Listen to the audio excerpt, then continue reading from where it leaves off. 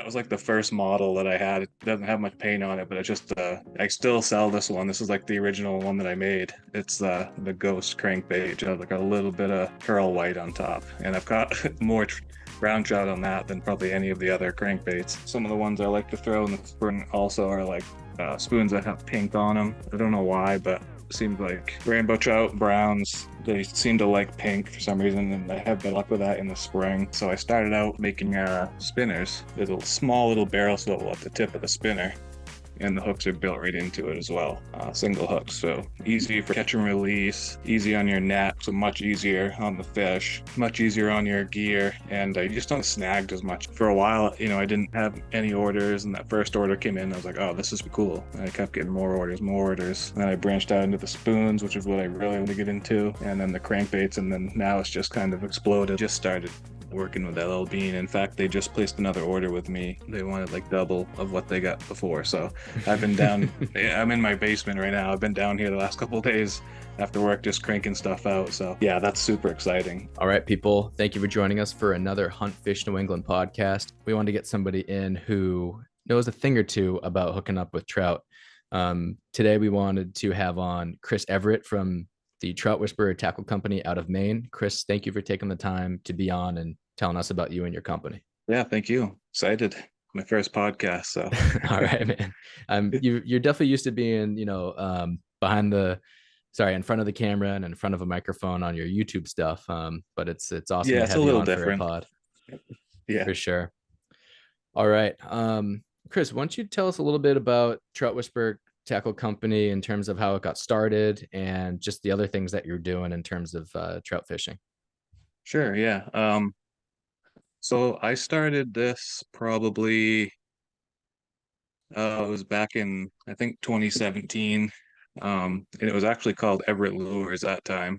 I just kind of started it as a um kind of like a little hobby. I had a YouTube channel that I was that's kind of where this all originated from. Was I had a YouTube channel where I was kind of like filming a lot of my fishing adventures, and um I would kind of show people how I was modifying some of my gear, the spinners and crankbaits and spoons with different fishing with single hooks, and had a lot of people commenting a lot that were um, interested in doing the same thing, and a lot of people were doing a lot of those modifications as well.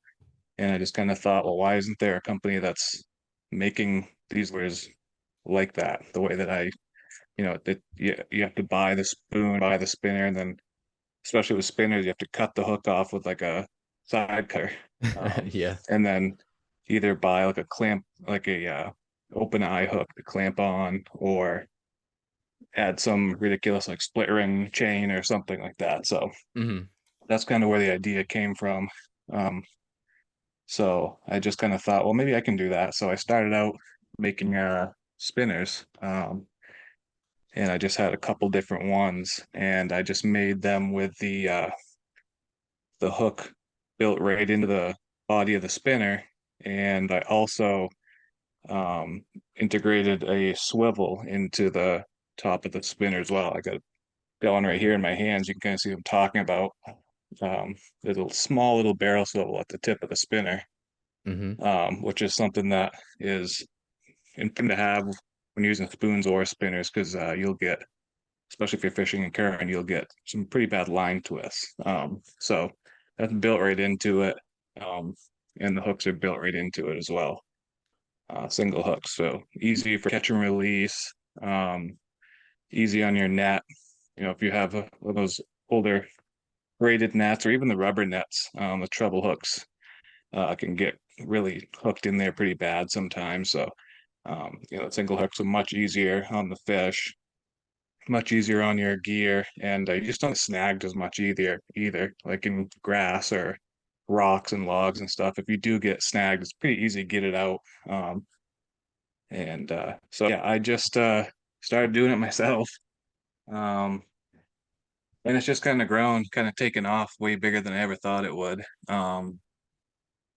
It just started out really small, like I said, making a few spinners here and there, and it was really quite a learning curve trying to figure out I'm not a business guy by nature, so learning how to do all the business side of stuff, and then trying to figure out all the places to get supplies from, and just what size blades work with what, and the different weights and all kinds of stuff. So uh, the YouTube channel is really what kind of started it all. And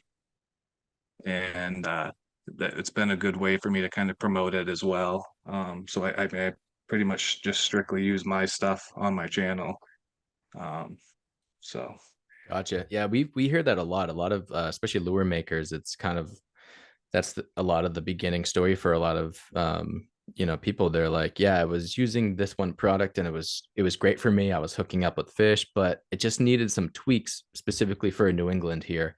It yeah, might be like a bass lure that's more geared towards being used in the South, for those like 5+ pounder bass. But obviously we don't have a lot of 5+ pounders up here, at will. yeah, So you do have to downsize sometimes if you just want to get more bites. And we were talking with Josh from Bend It Fishing, and he's big into lake trout side of things, and he was right. using a lot of jigs and whatnot that were really made for more like up in Manitoba and big Yeah, lakers. they're big gauge hooks on them. They're Right. So he was big, and he heavy was getting lead. So yeah, and he was getting skunked, and or not skunked per se, but he just wasn't hooking up a lot. And he did some research himself, similar to you, and realized he just needed to downsize and modify a little bit and yeah, hone it into New England and the size and species we have here. And he's actually created a business out of that, just similar to you. So I yeah. love that. And I, as much of shopping I've done on your site, I didn't really notice the built-in swivel. That is brilliant. Yeah. I had on the spoons and the spinners. So like when you buy a spoon, like if you buy like say like a little Clio or something, that's a pretty well-known typical like trout spoon. It's pretty easy to put a swivel on yourself because you can just open the split ring up and wind a swivel on there. But the spinners are where it's the worst because it's all twisted. It's a piece of steel wire, and in order to get a swivel onto it, you have to either use split ring or something, and then it just kind of gets bulky, or you put it, a couple feet up your line. But with this, if you just buy it, with it built in, you don't have to worry about uh, hooking a swivel on and then running a piece of leader down to the lure. You can tie it directly right onto these spoons or spinners, and you don't have to use like a snap swivel or anything like that. Gotcha. So you mentioned that, you were using some stuff before, you were modifying it, and then you're like, I'm just gonna make my own. Yeah. What was like the first model or first kind of bait that you were started to make, and how did that develop into the rest of your catalog? Yeah, that's been well. Actually, I was actually using a lot of little Clios to fish with, and I was modifying those. And like I said, the spoons were fairly easy, but the spinners were the biggest thing that I wanted to try to get. So that's where I started out was this with the spinners. Um, and then I got into doing some crankbaits as well, which is what I really like a lot to fish with for like brown trout. I and that idea kind of came from the YouTube stuff as well. I started using um, these, I guess they were floating Rapalas, or maybe the slow sink Rapalas. And a guy, he was actually my boss at my job that I have. I actually owe a lot of my fishing knowledge and stuff to him because he kind of taught me quite a bit of stuff. And he had this magazine. He's a kind of old school guy. He didn't really wasn't on the internet that much. But he's like, yeah, I got this magazine, and they're talking about how to fly a Rapala with a single hook. And I Hmm. was like, really? And he had done it a few times, and he showed me, and it was just a Rapala with like a chain swivel with like a Siwash hook off from it. So the hook trailed like way behind the bait, and I was thinking, man, that looks like it would not work at all. But we fished those for like 3 years, and they were pretty good, but they would kind of get hung up quite a bit on the line because the hook was so it was so hanging off the back of the bait, and this hook would be swinging around and stuff. So I was like, there's got to be an easier way than that. And then I found these hooks that VMC makes. Um, I think they're kind of for crankbaits, but that's what I use on my crankbaits here. They're single, they're inline. The eyes are in line instead of turned like a normal hook would be. So they can run on crankbaits and they run straight with the bait. So that's what I use on these. They're really small, super sharp uh, single hooks. And I honestly have more, I think I have more luck with the single hooks than I do with the with the treble hooks. Just because you're always snagging stuff with the treble hooks, and you get a crankbait like this size with a trout, and it can really do a lot of damage to the fish as well.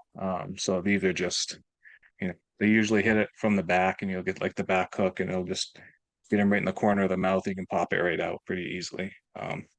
It doesn't mangle up the fish or pull in a bunch of weeds and stuff. So yeah, that was like the first model that I had. It doesn't have much paint on it, but it's just I still sell this one. This is like the original one that I made. It's the ghost crankbait. It has like a little bit of pearl white on top, and I've got more brown trout on that than probably any of the other crankbaits. But And that's probably a great bait, especially for a lot of the clear glacial lakes up in Maine. The kind of that yeah, more ghosty pattern. it's a good smelt imitation. I have a smelt crankbait as well. I sold out of them, so I don't have one to show you. But it's similar to this. It's just got some darker, a darker back on it, like a smelt. Um, and then last year I came out with the browned out version of it, which uh I painted that one up. We went out to New York, and fished to Delaware. We can spin fish out there in some sections, and I painted a couple of those up, and man, we cleaned house out there with those things. It was pretty impressive. So I came back and painted a bunch of them up, and we fished some of the rivers that we fish up here for browns in the fall, and they did really well. So that's one of my more favorite crankbaits that I have. This one and that ghost pattern. Yeah, you do a great job with the paint. Are you doing airbrush? Is that your main focus? Yep, yep, Yeah, those are yeah. beautiful, man. Yeah, I bought, that's what so I started doing the spinners first, and there wasn't much I was really painting because I was buying the bodies and stuff painted and buying like regular hammered like nickel blades and stuff. But I decided I wanted to get into painting, so I bought like a really cheap airbrush setup and just started painting spoons. I actually still have the same setup. I'm surprised that it hasn't died on me yet. I've had it since 2017, and the thing goes all day long. It's awesome. And Um, I just love that. It's your stuff. It's all small batch. It's all handmade right there in Maine. yeah, And they're just works of art. I'm looking at your online store now, and just to give some specs to people, and correct me if I'm wrong at all here, but um, the crankbaits, they're 2.5 inches long, yeah, slow sink, 3/16 ounce, and you give some really good information on tuning them, which I've never yeah, seen before on a site. So that's excellent. And you have several different patterns. You got the alewife, the dace, smell. The fire tiger is awesome. That's kind of more like a yeah, perchy pattern. yep, yep, That thing's killer. Then you got the rainbow, the brown that you were just showing, and the ghost that you were just showing. right, yeah, Um, yeah, what a great catalog, man. yeah. I've So had a few others throughout the year that I've been doing it, but I've kind of like phased some of them out and brought other ones back, and just kind of I try to keep like maybe every year or two I'll have a new one or a couple new ones and phase out a couple other ones that getting not as many people are interested in them. So try to keep it fresh. you had mentioned there's a learning curve to some of the business side of things. Were you into Mm. art prior to all this, or did you kind of trial and error and then just refine the skill of airbrushing for the crankbaits? Yeah, no, I'm terrible at drawing and painting and all kinds of stuff like paper. I just can't. I've always been I consider myself to be kind of a creative guy. If you've ever seen some of my YouTube videos, I do a lot of like modification and building stuff, and like I welded and built a full windshield for my boat, and like built stuff for my snowmobile for ice fishing, and just I get these ideas in my head and I just go and do it. So I've kind of been like that my whole life, just been, trying to, like, enjoy creating things. And I've always liked, making videos as well. And when I was in school, in college, we always would mess around with buddies and just make little skit videos and stuff and put them on YouTube. And so that's kind of how I was still interested in doing that. But I never really, I did photography, but I never really did any. I just couldn't draw. But it's really, to me, the airbrushing stuff isn't really the same thing. It's just different. Yeah. Yeah, it's once you get into that like 3D world, I feel like it's more hands-on, it's more imaginable than like 2D drawing Yeah. or sketching. Yeah, it's Yeah. great Yeah. stuff. I highly recommend people not only buy it but also at the very least go check it out on the site. And great photography and advertising on your part there on the shop. Yeah. Um, And I mean, I've tried to, like, my videos, I've always tried to, like, um, show people how to use them as well. So I have a couple videos that I posted on my website. But I have more on my channel. Like, every time I go out, I try to, if I'm fishing with spinners or spoons, I'll talk about why I'm doing something or how I'm doing it. So when people buy them, they kind of understand, the best ways, or maybe the best patterns to use for a certain time of year, or certain, watercolors, or things like that. So I try to make it informational as well as, showcasing some of the different products that I have. And I don't really try to push it all that much, because I don't want to, completely saturate my YouTube channel with just, buy buy yeah, my bye bye stuff. bye. But yeah, so I really don't, promote it all that much on YouTube. And also, it's hard to keep up with everything as well. I do have a full-time job, so this is like a side thing for me, the YouTube and the, tackle making stuff. So um, yeah. So let's I know you said you don't like to saturate the YouTube too much with promoting your products and suggesting people buy them, but I say we do Yeah. that right now. Yeah. That's what we're here to do. Right. So let's talk about spinners. And what would you Okay. recommend this time of year for different species, water clarity, bodies of water? Give us some, just some trout whisperer methods that you'd suggest right now, and the specific Yeah. spinners for each of those situations. Yeah, the spinners that I use, right now, well, like up in Maine right now, it depends on where you are. There's a big smelt run that goes on. So it's over in some places and it's just kind of hitting in other places. But I do have the rainbow smelt spinner. Um, that's kind of my take on rainbow smelt. It's just a silver body with like a crushed, ice pattern on the blade. Hard to see on the camera here, but you can check it out on the website. It's got like some pearl purple beads on it and stuff. That works really well as a smelt imitation. Um, Would you say that's something that's good to troll and throw?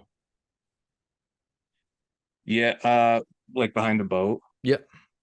They're kind of, the troll behind the boat, because if you look at this, the silver part is weighted. Mm-hmm. So if you're trolling really pretty slow, it won't get that blade going enough. Just it sinks down too much. So Mm-hmm. I have made, some custom ones of these without the weight on it, with just the spinner and just plain bead, so it's basically weightless. Mm-hmm. And guys have been trolling those, like, a few feet in front of someone bait smelts, and they've been doing really well with that. So So I might actually offer some of those next spring. And because I'd never really tried it before. I had someone reach out to me the other day and say, "Hey, could you make me some of those without the weights on it so I control it in front of bait?" And he sent me a bunch of pictures of some fish he caught, so they worked pretty well. cool. So the ones that you have in your store and like the one you just showed, that's good for chucking and winding and pulling them in that Yeah, way. all of my stuff is geared towards casting. So like the spoons that I have, you'll see, like, this is one of them here. They're pretty small. They're 1/8 ounce and quarter ounce. Mm-hmm. So they're just anywhere from like inch and a half to like 2 inches long, and they're heavier than trolling spoons would be. The trolling spoons are usually thinner gauge, made to flutter at slower speeds, and these ones are made to just bomb out there and reel them back. Of course, there's a bunch of different techniques to reel them in, and if you're in current or out in the lake, or there's a bunch of different action you can give them with your rod and stuff. But yeah, all my stuff is just casting based. So Cool. All right. And what else you got in addition to the smelt and the spoons? um, for the spoons, yeah, I got some of the ones I like to throw in the spring also are like spoons that have pink on them. I don't know why, but it seems like rainbow trout, browns, they seem to like pink for some reason, and I have better luck with that in the spring.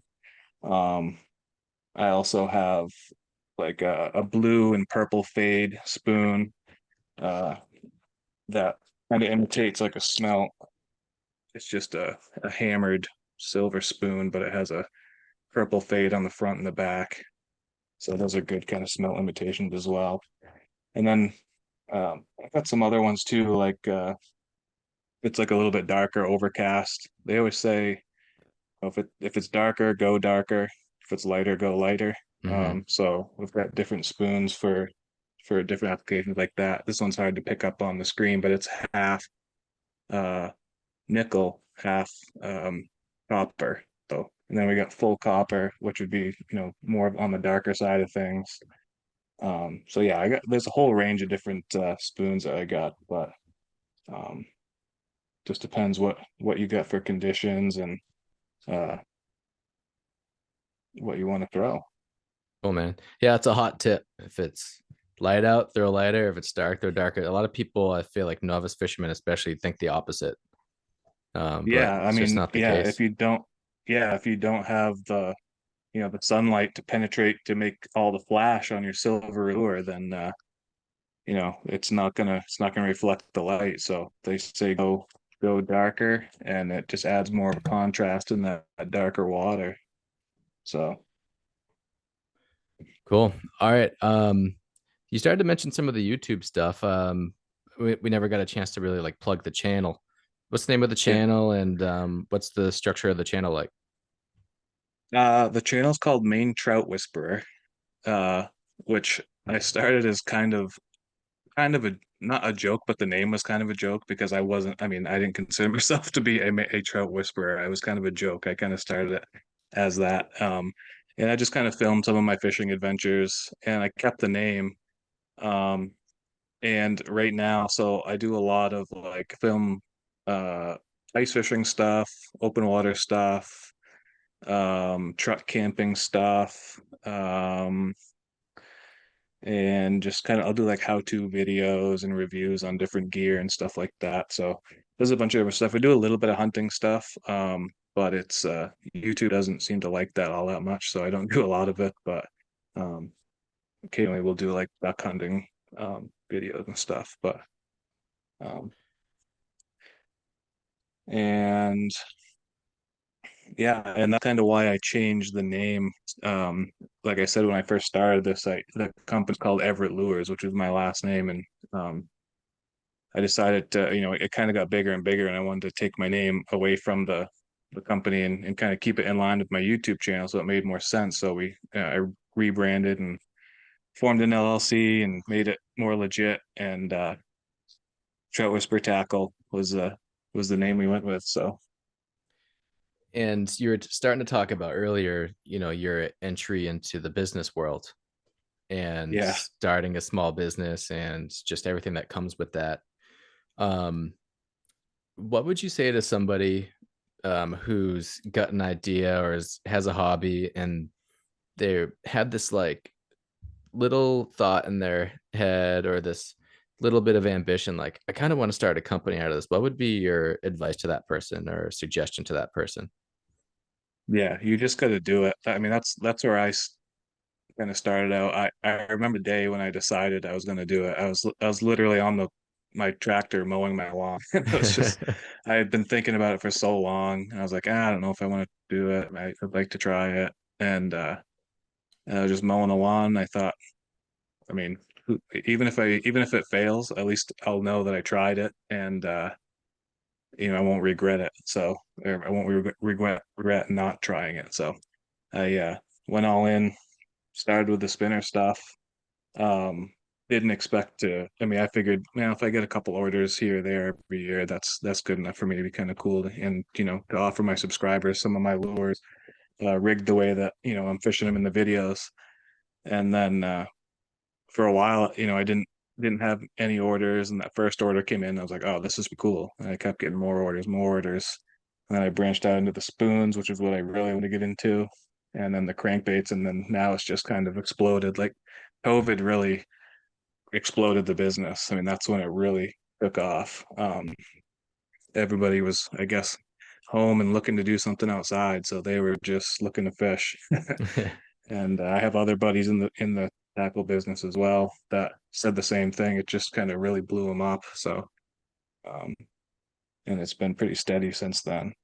What were some of those initial like business related kind of growing pains like what were some of like the maybe the different skills or things that you had to learn right away as you started to get lift off?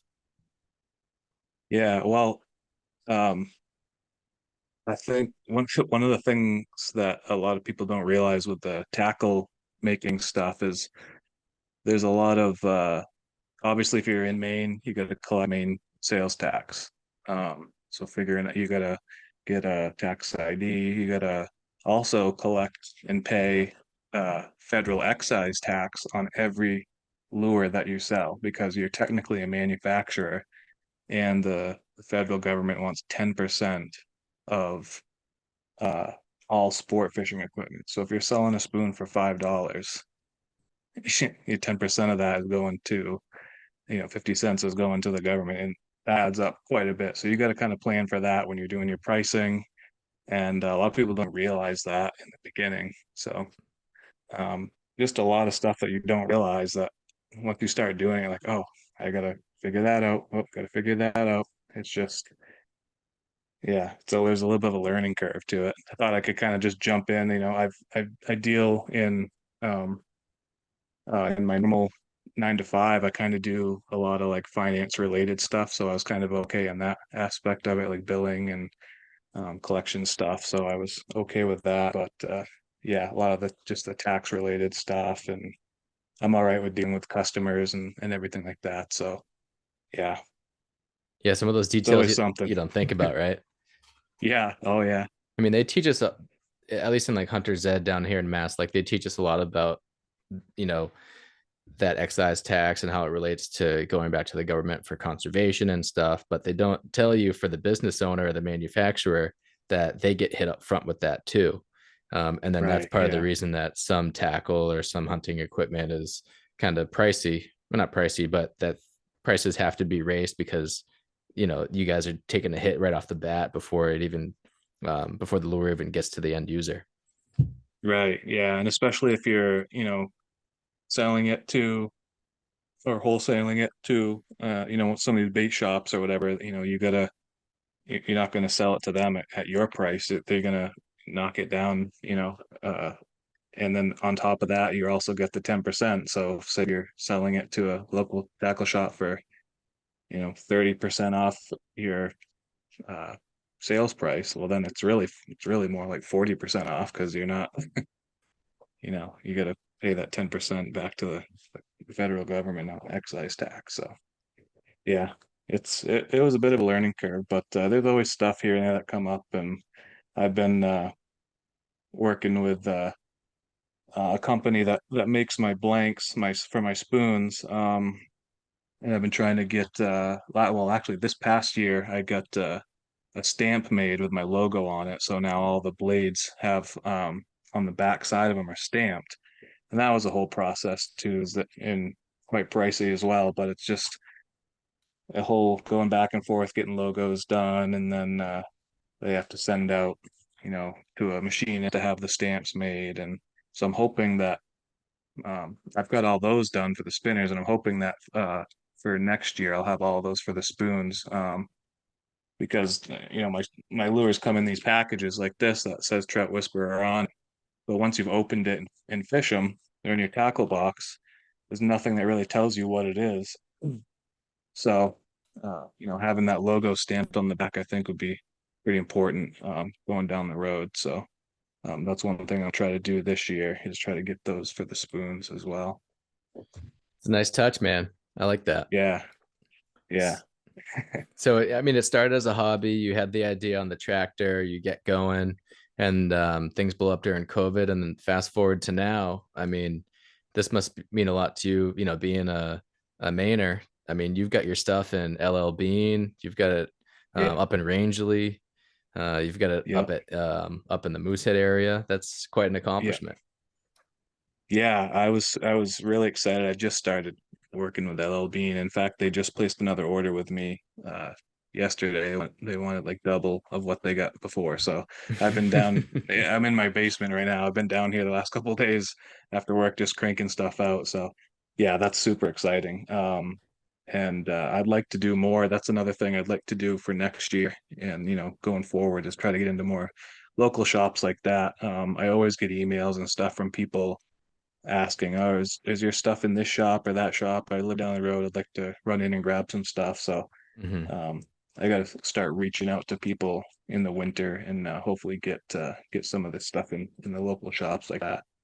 Um, and like I said, it is kind of hard to do that sometimes just because trying to find the time to do it all because I do, I have a job during the day, so this is like after work type stuff. So Right. So, well, let's get the gotta do what message I. out a little bit. You're at the flagship store in Freeport Yep, for LL Bean. yep, You're over at the Rangeley Region Sport Shop over in yep. Rangeley, and you're also at Indian Hill Trading Post. Remind me of the town. That's Moosehead area, but what's the That's in town? Greenville. Yeah, yeah. They Greenville. have they have probably the biggest selection of my stuff up there. I think they have pretty much all of it. That besides some of the crankbaits, they do have a few crankbaits up there, but they have pretty much everything else. So And I'm looking at the website now. Let's say that there is a retail shop who would like to get um, your stuff into their store. Should they just go to the contact section of the site and just hit you up that yep. way? What's the best way to communicate? Yeah, they can go on my homepage there or the contact screen there on the bottom. They can fill that out or just send me an email. That'll go right to my email as well, but they can send me an email at Trout Whisperer Tackle Co at gmail.com. And yeah, I'd love to work with anybody that's interested in doing that. Awesome, man. Um, Now I have to admit, I am not the greatest trout fisherman myself. I personally really, I don't know if it's that I'm targeting them or it's just like what I have in my box targets them, but I'm big into smallies. Would you say that although you are a Trout Whisperer Tackle Company, is your stuff effective for multi-species? Oh yeah. Yep, we've caught a lot of bass on the little crankbaits that we have. We fish a lot of the Kennebec in the summer. We have a drift boat raft, and we'll do like a 8 mile float and fishing those the little crankbaits here, and the smallmouth love those. They work really well. And the spinners as well. I use the bigger ones for bass. The 6th ounce #2 blades. Those work better for bass and like crappie as well. We'll hit those on the smaller, like the 1/8 ounce or the #1 blade, the smaller spinners. So yeah, they're multi-species. That's great to know, especially, if you're going to pick up some of these lures, you can use them throughout the season. It's not just, for the spring hit for the Right. trout. Yeah. Oh, Yeah. that's awesome. Yeah, I feel like for me in Maine, the style crankbaits that you offer is what usually I end up defaulting to when the smallies aren't hitting soft plastics. I'll just go right to that reaction bite, and that Right. Yeah. suspended slow sink crank jerk bait style is my definitely my go-to for summer smallies. Yeah. Yeah. The trout really like it too. Yeah, that's probably my favorite way to fish in the fall for like browns is just, ripping these little crankbaits around. They're so aggressive in the fall Hmm. and you can just watch them follow it right up and just crush it. So it's a ton of fun. It gets them fired up. So I just love fishing these little things more than the spoons and the spinners in the fall. It's just I guess the size of them too probably replicate some whatever they're feeding on in the river. But the brown trout one is definitely my favorite one for the browns. What do you like to throw it on in terms of a rod and line weight? I use well, with all my stuff, you have to use like a light or an ultralight spinning rod. If you use like your medium action like bass rod, they're not going to cast that well. You're not going to get much distance or accuracy with it. It's just they're so light. So using like an ultralight rod, and I use 6 pound, like 4 to 6 pound. I like to use mono. I know a lot of different, people have different opinions on it. Some people use fluorocarbon, some people use braid.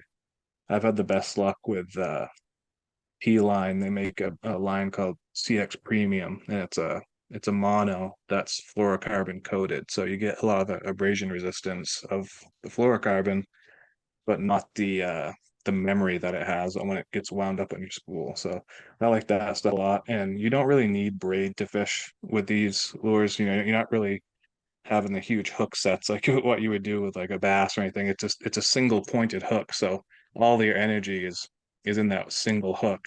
You really don't even need to set the hook. You can just kind of start reeling and it sets itself.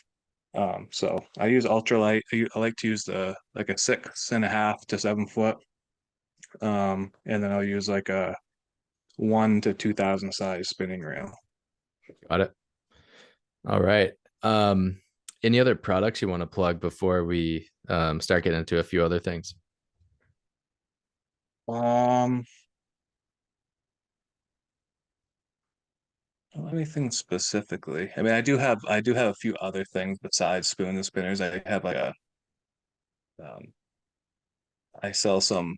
I'm gonna try to be selling some of that line that I was just talking to you about. I have an order in for some of it, so I'm trying to make it so people can come to my website and pick up everything they need to throw these lures. So I've got the line, and I've got replacement swivels and replacement hooks. We've got like magnetic net lanyards, if you're hooking your net on your bag or on your vest.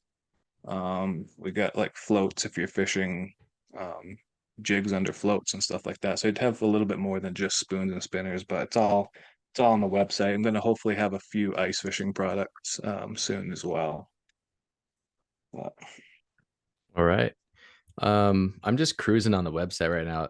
It's very well designed, by the way. Um, thank you. so one thing we haven't really hit yet is in terms of pro staff. Do you offer pro staff opportunities, and do you have any pro staff you want to give a shout out to?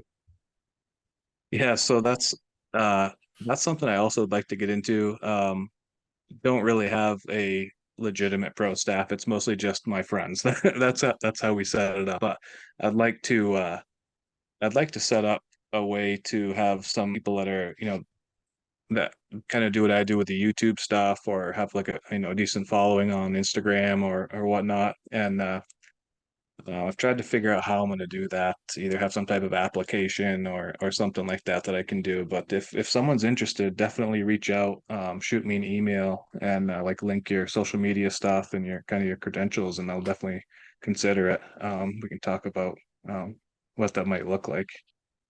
Cool. Yeah, I've talked to a few soft plastic companies, and some guys are doing like an upfront discount for the pro staff, with Yeah, just like a handshake agreement, like you will post this many times, or like when you're yeah, fishing your tournaments, just make sure you're, giving us a shout out when you're landing fish with our stuff. And what seems to be kind of the new way, not new way, but just like another way of looking at it that has gained a lot of popularity is like the affiliate marketship, um, yeah. affiliate marketing, I should say. That way, like you as the company owner and business side of things, for sure when people are having things come in. And Right. Yeah. Yeah. and That's something that I actually do with my YouTube, is I work with a few companies that do that as well. But yeah, that if I could figure out a way to set that up, like uh, I created that website there. So if I don't know if they offer a way to have some type of link or code that work with some pro staff, where it would show that they're taking in this much stuff, or they're getting this many people clicking on it. So I don't know if I can figure that out. That could work too. But yeah, that is getting to be a pretty big thing. And just a couple of questions in terms of the, our big thing here is highlighting New England companies, American-made products. What does it mean to you to be a small business in New England and to know that you've put a lot of time and effort into your products and to see the response and getting the support from the outdoor community? What does that mean to you, Chris? Yeah, I think it's super important. It not only is it really rewarding for myself, to have a lot of people sending me pictures of the fish they caught and this stuff, but I went up to Greenville, up to the Indian Hill store where we have a bunch of lures up there, and the store manager told me that all of the local people that are making tackle were the only people he could get stuff from during COVID. He couldn't get tackle from anyone else. So he said, you guys kind of kept me going because that's the only place I could get stuff from. So, I mean, that's pretty important right there. Um, And you had already mentioned, like, if somebody has an idea or a little bit of ambition to start up a company to just do it, what is the perspective for you, like when you see like a competitor from the region? Do you see it as friendly competition? Do you see it as like opponent? How would you describe the small business environment in Maine in terms of like the fishing industry? yeah, that's interesting to think about. I mean, for me, um, there's not a lot of people doing exactly what I'm doing. I expect at some point, there'll be other people that will be trying to do stuff here and there like this, but um, for the most part now, I've just kind of like just focused on myself. Don't really pay too much attention to what everyone else is doing because you don't know, they could um, start up and then they're gone in a year. So it's not really worth getting too worried about it. But Mm. the other thing is, I have formed relationships with some of the other companies that, Northeast Troller, Christian Carlson, he makes trolling spoons up here. He's pretty big up here. Really good buddies with him. So we talk a lot about, this type of stuff. So yeah, it goes both ways, I guess. I don't really try to let stuff, new people coming in, or I don't try to like compete with them really. I just kind of do my own thing, and my subscribers see what I'm doing, and I think I've been doing it long enough now that we have a lot of repeat customers and they know the quality that I have. So pretty confident in it. So Yeah, I mean, that's I really respect that answer, and it's so true from what I've realized. I think the outdoor community up here is super respectful and welcoming of each other, and people just want to see each yeah, other do well. I mean, everyone knows that this isn't yeah, for some business owners, it is a full-time gig. For others, such as yourself, this is something that, you're bootstrapping, and it's something you're doing outside your typical 9 to 5, but it still is a company, and you also need it to succeed in a way to keep Trout Whisperer alive, but you also want to see other people succeed. So I've really just gotten such yeah. a positive community vibe from the fishing community up here. Yeah, I've talked to a lot of people. I get a lot of questions sometimes about like YouTube, uh, starting a YouTube channel. Not that mine's like anything too big or anything, but I get questions about that, and I'm always willing to answer questions. And I've had even people that have kind of started painting spoons. They have questions about this, and I'm always willing to answer, as much as I can to help someone out to get started. As um, the power in numbers. The more of us there are, the better off we'll be. But yeah, I mean, if anyone has questions on any of that stuff, I'm always willing to answer. If you got questions, I'm an answerer. Awesome, man. And what do you got planned for this year in terms of fishing trips or different things on the water? I'm actually not in Maine, but I'm actually going to New York in a couple days to fish the Delaware down there. I have a buddy that lives down there and he's moving away, so we're kind of doing like one last trip down there. But then we'll come back up here and do a bunch of trolling this year, um, and hopefully get the raft, our drift boat in the river, and get on some stuff up there. I want to film more. I kind of want to try to film more in the raft this year, doing some float trips and maybe some camping trips. So, um, yeah, Yeah, the float's super popular. I was talking to um, the guys over at Maniac Outfitters. They're not too far up from you. mm, And he was saying that a big draw right now in Maine for him at least is the drift boat trips. yeah, And the camping out and just, going down the Penobscot or what have you. That seems to be a yeah, huge draw. yeah. I know. I get a lot of people that well, they've made it a lot easier for the weekend type angler to kind of get into that stuff by making these like flycraft and stealthcraft rafts, these sort of like mini drift boat rafts. They've made it a lot easier for people to get into that stuff. So yeah, and it's a ton of fun. All So right. All right, Chris, let's start wrapping it up. Everyone, again, this is okay. Chris Everett from Trout Whisperer Tackle Company. Check out his online store. It's www.troutwhisperertackle.com. Check him out on Instagram at Trout Whisperer Tackle Co. And Chris, how do we find your YouTube channel? What's the easiest way? Just go right to YouTube, type in Maine Trout Whisperer or Trout Whisperer Tackle. Should come up either way. All right, as simple as that. Yeah, Honestly, I'm going right on the store. I'm going for that smelt spinner, and also I gotta get a few of those crankbaits. I got a trip coming up that is a combination of um, landlocked brown and then a little bit of smalley action. So I'm really looking forward to yeah, chucking those. that yeah, that smelt color will do really well for that. Yeah. All right. Chris, I know, like you said, this is outside your 9 to 5. Thanks for staying up late and taking the time to be on this podcast. We really appreciate it. Yeah, no problem. Appreciate the invite. It was nice talking with you. Likewise. All right, guys, go check Chris out. And thank you again for listening to another episode of the Hunt Fish New England podcast.